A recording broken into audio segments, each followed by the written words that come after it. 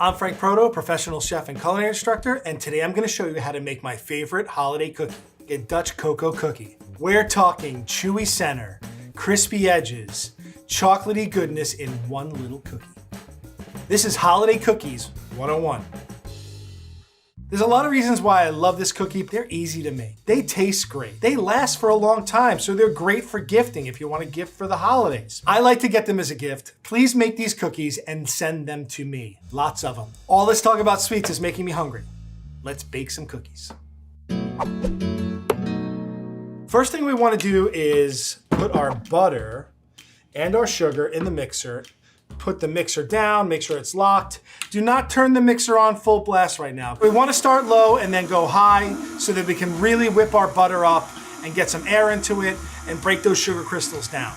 We want to mix it until it's nice and creamy. This is going to kind of start to melt the sugar and it's going to give our finished cookie a really nice texture.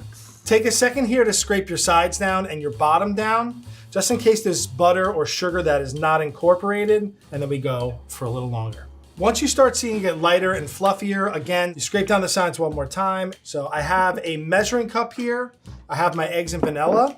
If I crack here and I get shell in there, it's gonna be really hard to take out. So get yourself a bowl or a measuring cup. The eggs in this are basically the cement of the cookie. When we bake the cookie, it goes from liquid to solid. It gives us some chewiness, some fat, some flavor, and it holds the cookie together. Vanilla in with the eggs. So we turn the sugar back on. If we add all the eggs at once, it gets really sloshy and messy. So one at a time. One egg and vanilla.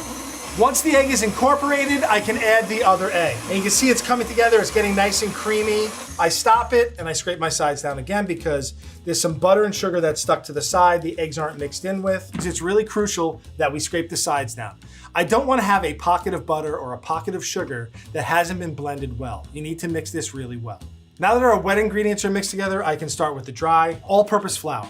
Cake flour won't give you enough structure. Bread flour might give you a little too much structure and have your cookie be a little tough. All-purpose is the happy medium. Baking soda is our leavener. Without the leavener, they'd be flat discs and really wouldn't have a lot of texture to them. Salt is a flavor enhancer. It's gonna accentuate the butter, the sugar, the vanilla, and the cocoa flavors. And then our cocoa powder. I'm using a Dutch processed cocoa powder. Dutch processed cocoa powder is regular cocoa powder that has been treated with an alkaloid or alkaline to make it a little more smoother, a little more rounder, a little bit darker, a slightly muted kind of cocoa flavor. And that's what I want in my recipe.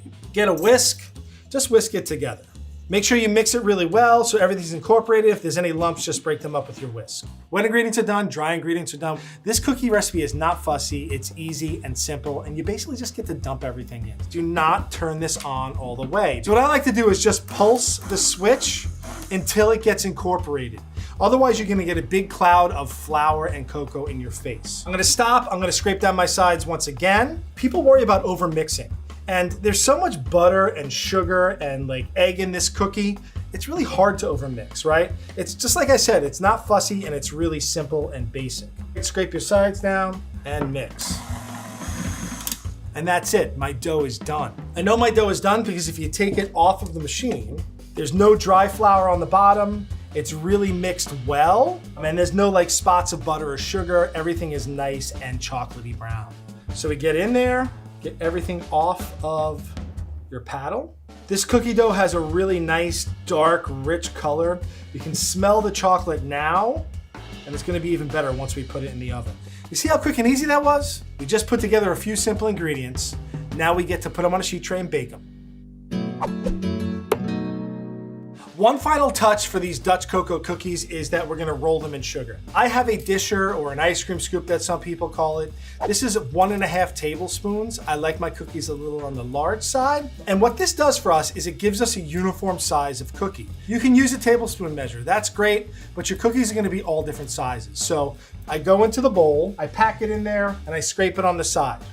So I have a nice uniform cookie every single time. So you take the dough, drop it into your sugar.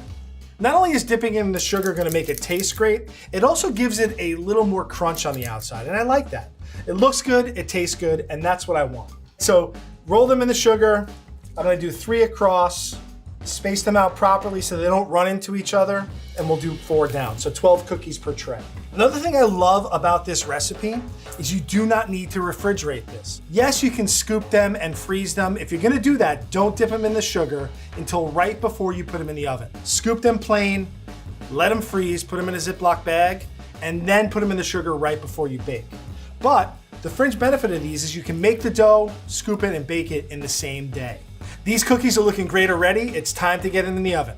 I'm gonna put them in at 350 for about 10 to 12 minutes.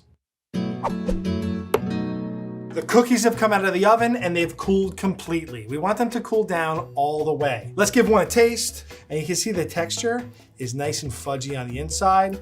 The edge is a little crispy. This is an amazing cookie. It's got a little bit of everything. It's chewy, it's crunchy, it's chocolatey, it's rich. These Dutch cocoa cookies are my favorite, and I love to give them as gifts around the holidays. You give these cookies as a gift, you have a friend for life.